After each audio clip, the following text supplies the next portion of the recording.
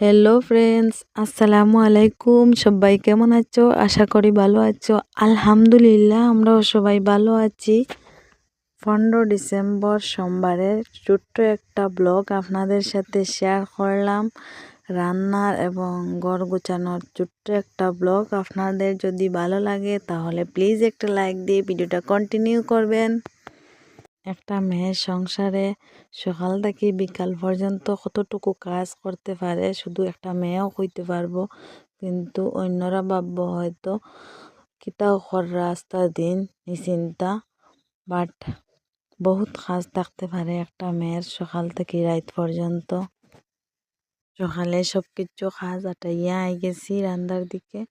তারপরে এখানে রান্দিয়া ডিম অমলেট কারি টুলা পাত্তা দিয়া খার এই ডিম বোনাটা ফেভারিট।